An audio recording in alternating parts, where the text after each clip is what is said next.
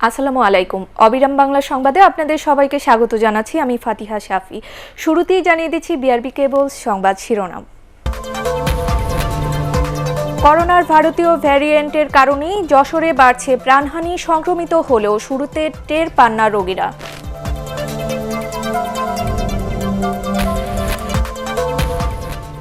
Japan ও ইউরোপীয় union থেকে এ মাসেই অ্যাস্ট্রাজেনেকার ৩৫ লাখ টিকা পাবে বাংলাদেশ।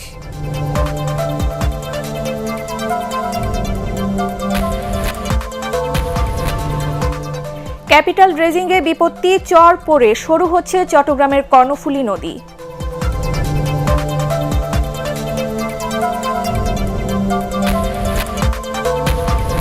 এবং ডেনমার্ককে ২-১ গোলে হারিয়ে ইউরো কাপের ফাইনালে ইংল্যান্ড।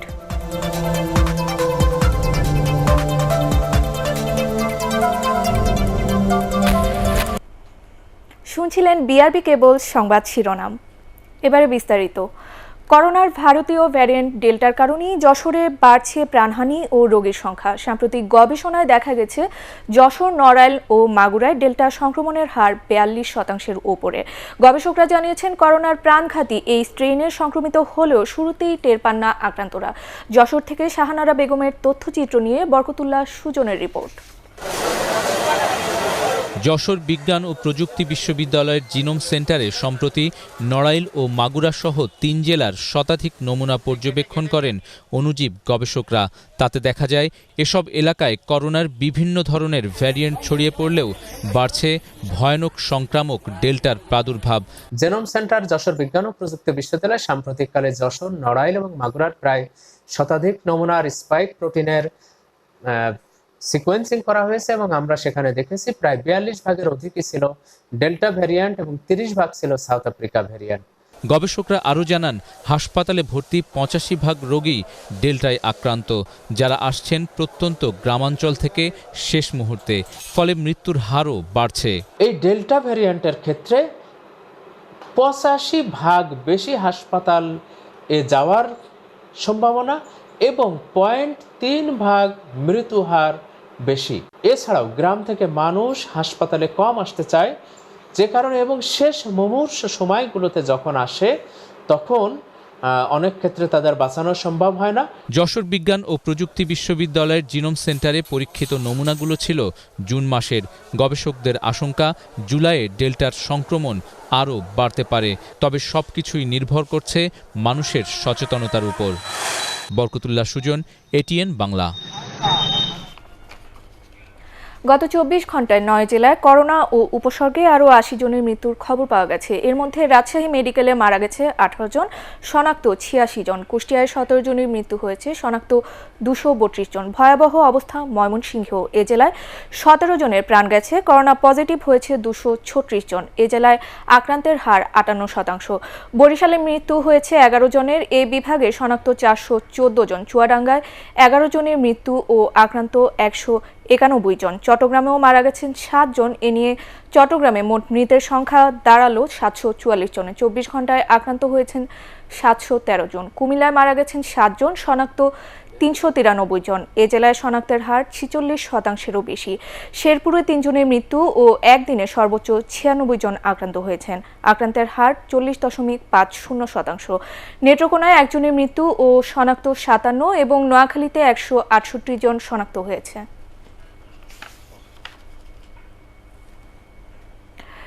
চলতি মাসে জাপান ও ইউরোপীয় ইউনিয়ন থেকে অ্যাস্ট্রাজেনেকার ৩৫ লাখ করোনার টিকা পাবে বাংলাদেশ। কোভ্যাক্সের মাধ্যমে এসব টিকা পাওয়া যাবে বলে জানিয়েছে পররাষ্ট্রমন্ত্রী ডক্টর এ.কে আব্দুল মোমেন। টিকা সংগ্রহে চীন ও রাশিয়া সহ বিভিন্ন পক্ষের সাথে ইতিবাচক অগ্রগতির কথা জানিয়ে তিনি বলেন, এ নিয়ে আর সংকট থাকবে না। একরামুল হক সায়েমের রিপোর্ট। করোনার টিকা কর্মসূচি চালু রাখতে নানামুখী তৎপরতা চালাচ্ছে সরকার। তারই অংশ হিসাবে এবার জাপান ও ইউরোপীয় ইউনিয়ন থেকে টিকা পেতে যাচ্ছে বাংলাদেশ। কোভ্যাক্সের আওতায় জাপান থেকে ২৫ লাখ ও ইউরোপীয় ইউনিয়নের বিভিন্ন দেশ থেকে ১০ লাখ অ্যাস্ট্রাজেনেকার টিকা আসছে বলে জানিয়েছেন পররাষ্ট্রমন্ত্রী। বড় বড় দেশের লোকেরা বহু রকমের টিকা সংগ্রহ করে রেখেছে কিংবা লাইন আপ করে রেখেছে। তো আমরা সেইগুলো টিকা নেওয়ার জন্য আমরা অ্যাস্ট্রাজেনেকার উপর জোর দিয়েছিলাম প্রথম দিকে, তো সেই কারণে ওইটাই তারা মোটামুটি এগ্রি করেছে। আমার সাথে জাপানের পররাষ্ট্রমন্ত্রীর আলাপ হয়েছে, এই সপ্তাহে হয়তো আগামী সপ্তাহে ওনারা একটা বড় অঙ্কের ভ্যাকসিন আন্ডার কোভ্যাক্স দেবেন জাপানে। আশা করি 2.5 মিলিয়নের মিশনে। পররাষ্ট্রমন্ত্রী আরও জানান, আগামী 3 মাসের মধ্যে চীন থেকে সিনোফার্মের 1.5 কোটি টিকা আনার পর আবারও চুক্তি বাড়াবে সরকার। এছাড়া দেশটি থেকে সিনোভ্যাকের টিকা আনারও চেষ্টা চলছে। আগামী 3 মাস যে চায়না থেকে যেগুলো আসবে আমরা এটা মোটামুটি ফাইনাল করে ফেলেছি। চায়না থেকে এখন 2টো কোম্পানির সাথে আমরা ডিল করতেছি, একটা তো সিনোফার্ম আর একটা সিনোভ্যাক। এদের সাথে আমাদের বেশ অগ্রসর নেগোসিয়েশন সিনোফার্মের সাথে হয়েইছে, আর সিনোভ্যাকের সাথে মুভিং ফরওয়ার্ড। পররাষ্ট্রমন্ত্রীর আশা, ভারতের করোনা পরিস্থিতির উন্নতি হলে সেখান থেকেও টিকা আসা শুরু করবে। ইকরামুল হক সায়েম, এটিএন বাংলা, ঢাকা। পথে পথে চেকপোস্ট তল্লাশি হলেও লকডাউনে ঘরে থাকছেন না মানুষ। জীবিকার তাগিদে প্রয়োজনে কিংবা অপ্রয়োজনেও অনেকেই বের হচ্ছেন রাস্তায়। সর্বাত্মক লকডাউনের 8ম দিন আজ। দর্শক, রাজধানীর রামপুরা এলাকায় এখন আছেন সহকর্মী মনির হোসেন তপু। আমরা সরাসরি চলে যাচ্ছি তার কাছে। তপু, আজ রাজধানীর পরিস্থিতি কি?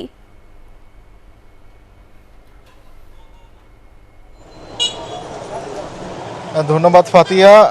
প্রথমে বলতে চাই যে কঠোর লকডাউনের মধ্যে মানুষের সমাগম অনেক বেড়েছে। এর প্রমাণ আপনি দেখতে পাচ্ছেন যে আমার পিছনে অসংখ্য যানবাহন দেখতে পাচ্ছেন।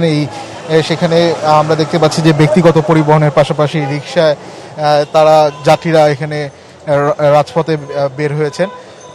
আমরা দেখেছি যে পুলিশের জেরার মুখে কিছু সংখ্যক মানুষকে পড়তে হচ্ছে, তখন তারা নানা অজুহাত তাদের কাছে তুলে ধরছেন। আর গাড়ির যানবাহনের অতিরিক্ত চাপের কারণে এবং মানুষের অতিরিক্ত ভিড়ের কারণে আমরা দেখতে পাচ্ছি যে প্রশাসনের পক্ষ থেকে প্রতিটি যানবাহনে যারা যাত্রী রয়েছেন তাদেরকে জিজ্ঞাসাবাদের আওতায় আনতে হিমশিম খেতে হচ্ছে তাদেরকে। তাই যেসব যানবাহনের যাত্রীদেরকে তারা সন্দেহ মনে করছেন সেসব যাত্রীদেরকে থামিয়ে তারা জিজ্ঞাসাবাদ করছেন। পরবর্তীতে যদি দেখা যাচ্ছে যদি তারা কোনো যৌক্তিক কারণ না দেখাতে পাচ্ছেন, পরবর্তীতে তাদের বিরুদ্ধে আইনানুগ ব্যবস্থা নেওয়া হচ্ছে এবং গভর্নমেন্ট রুলস ভায়োলেশন অ্যাক্টে তাদের বিরুদ্ধে আমরা দেখছি যে এরই মধ্যে মামলা করা হচ্ছে।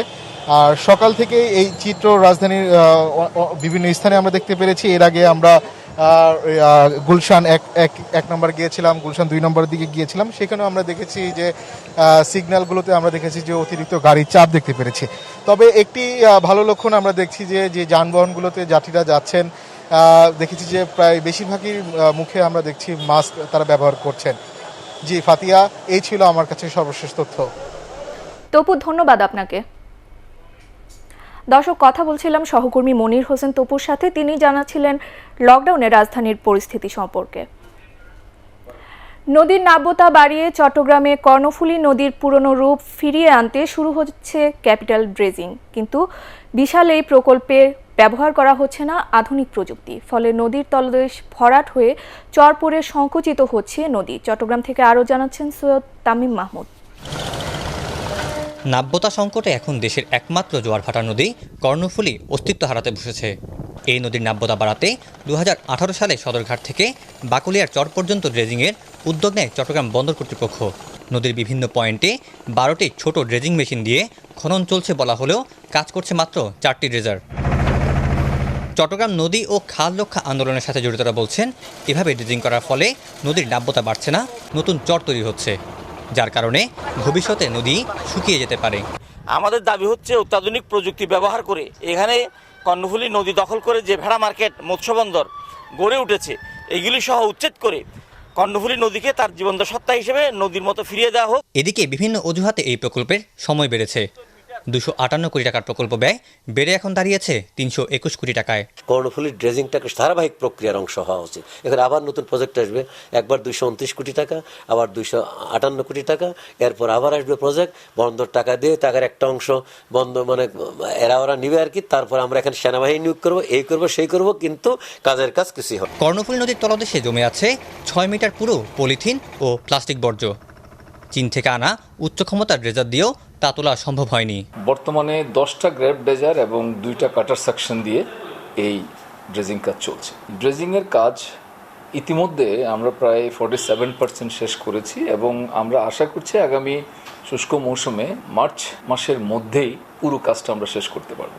1997 সালে এডিবির অনুসন্ধানে শাহ আমানত সেতু পয়েন্টে কর্ণফুলী নদীর 886 মিটার উল্লেখ করা হলেও এখন তা আছে মাত্র 410 মিটার।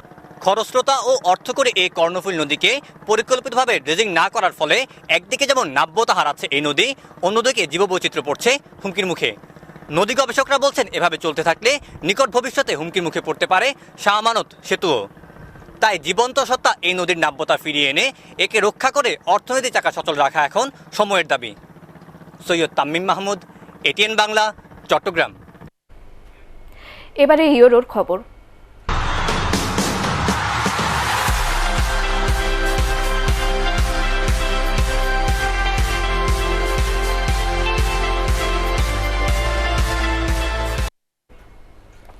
ডেনমার্ককে 2-1 গোলে হারিয়ে ইউরো কাপের ফাইনালে ইংল্যান্ড। 12 জুলাই শিরোপা জয়ের লড়াইয়ে তাদের প্রতিপক্ষ ইতালি।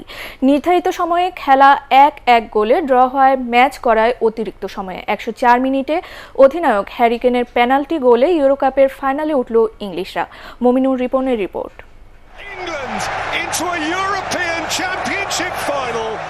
ডেনমার্ককে হারিয়ে স্বপ্নের ফাইনালে ইংল্যান্ড। ইউরোর 61 বছরের ইতিহাসে প্রথমবার শিরোপার শেষ দ্বৈরথে ইংলিশরা।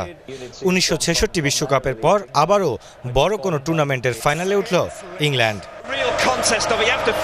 ওয়েমব্লি স্টেডিয়ামে খেলার শুরু থেকেই আধিপত্য বিস্তার করে ইংলিশরা। তবে খেলার 30 মিনিটে ফ্রিকিক থেকে গোল করে ডেনমার্ককে এগিয়ে নেন মিকেল ড্যামসবার্গ। এবারের ইউরোতে কোয়ার্টার ফাইনাল পর্যন্ত অক্ষত থাকা ইংল্যান্ডের জালে বল জড়ালেন 21 বছর বয়সী এই মিডফিল্ডার। তবে 39 মিনিটে প্রতিপক্ষের ভুলেই সমতায় ফেরে ইংল্যান্ড। ডেনিশ অধিনায়ক সিমন কায়ারের আত্মঘাতী গোলে স্বস্তি ফেরে ইংলিশ শিবিরে। এরপর ম্যাচের বাকি সময়ে একের পর এক আক্রমণ ঠেকাতে ব্যস্ত সময় কাটিয়েছে ডেনমার্ক রক্ষণভাগ। তবে ডেনিশ গোলরক্ষক ক্যাসপার স্মাইকেলের প্রতিরোধের দেয়াল ভাঙতে বারবার ব্যর্থ হয় ইংলিশ আক্রমণভাগ। খেলার 104 মিনিটে বিতর্কিত পেনাল্টি সুবাদে এগিয়ে যায় গ্যারেথ সাউথগেটের দল। ইংলিশ স্ট্রাইকার রাহিম স্টার্লিং প্রতিপক্ষের ডিবক্সে পড়ে যাওয়ায় প্রশ্নবিদ্ধ ফাউলের সিদ্ধান্ত দেন রেফারি। সেখান থেকে পাওয়া পেনাল্টি মিস করলেও ফিরতি বল জালে জড়ান ইংলিশ অধিনায়ক হ্যারি কেন। বাকি সময় আর বিপদ হতে দেয়নি ইংল্যান্ড। 55 বছর পর আবারও বড় কোনো প্রতিযোগিতার ফাইনালে উঠল তারা। সেখানে তাদের অপেক্ষায় দুর্দান্ত ছন্দে থাকা ইতালি। মমিনুর রিপন, এটিএন বাংলা। এবারে আন্তর্জাতিক সংবাদ।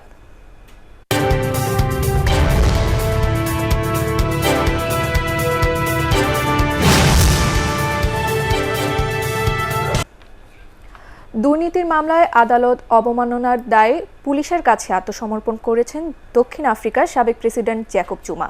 বুধবার মধ্যরাতে তিনি আত্মসমর্পণ করেন। দেশটির ইতিহাসে এই প্রথম কোনো প্রেসিডেন্ট কারাগারে গেলেন। জুমা ফাউন্ডেশনের বরাত দিয়ে বিবিসির খবরে বলা হয়, আদালত অবমাননার মামলায় 79 বছর বয়সী সাবেক প্রেসিডেন্ট জ্যাকব জুমাকে 15 মাসের কারাদণ্ড দেওয়া হয়েছে। সাভারে করোনায় ক্ষতিগ্রস্ত গার্মেন্টস কর্মী সহ হতদরিদ্র মানুষের মধ্যে নগদ অর্থ সহায়তা দেওয়া হয়েছে। হেমায়তপুর এলাকায় প্রধানমন্ত্রীর পক্ষে এই সহায়তা বিতরণ করেন তেঁতুলছোড়া ইউপি চেয়ারম্যান মোহাম্মদ ফখরুল আলম সমর। এ সময় করোনা মহামারীতে ক্ষতিগ্রস্ত কর্মহীন দরিদ্র মানুষকে সহায়তার জন্য এলাকার বিত্তবানদের এগিয়ে আসার আহ্বান জানান তিনি। এবারে বিডি জিম্বাবুয়ে সিরিজের খবর।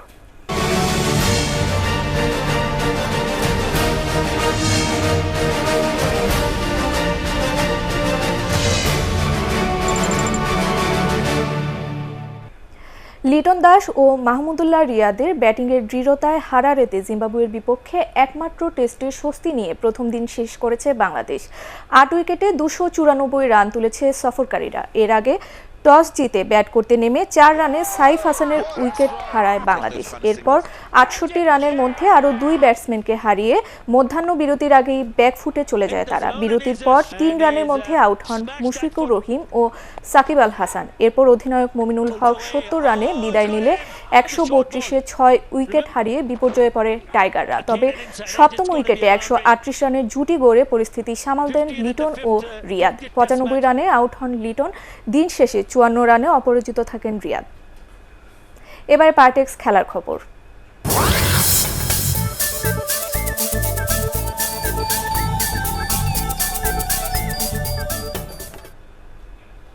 হুবার্ট হুরকাজের কাছে সরাসরি সেটে হেরে উইম্বলডনের কোয়ার্টার ফাইনাল থেকে বিদায় নিলেন সুইস তারকা রজার ফেদারার। 2002 সালে সবশেষ সরাসরি সেটে হেরেছিলেন ফেদারার। 20 বারের গ্র্যান্ড স্ল্যাম জয়ীকে বিদায় করে প্রথমবারের মতো সেমিফাইনালে ওঠেন 24 বছর বয়সী হুরকাজ।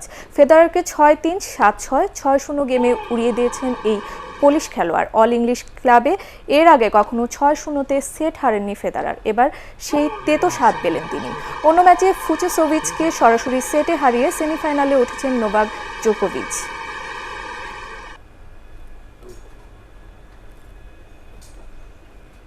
শেষ করার আগে বিআরবি কেবল সংবাদ শিরোনাম আরও একবার। করোনায় ভারতীয় ভ্যারিয়েন্টের কারণেই যশোরে বাড়ছে প্রাণহানি। সংক্রমিত হলেও শুরুতে টের পান না রোগীরা।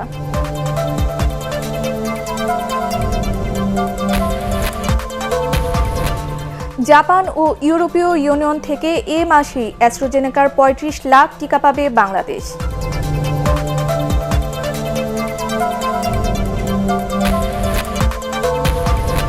ক্যাপিটাল রেজিংয়ে বিপত্তি, চর পড়ে সরু হচ্ছে চট্টগ্রামের কর্ণফুলী নদী।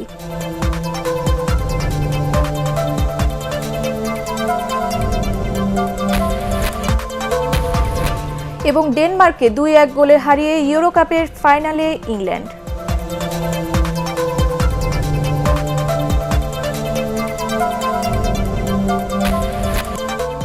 দর্শক, পরবর্তী সংবাদ দেখার আমন্ত্রণ জানিয়ে এখনকার মতো শেষ করছি।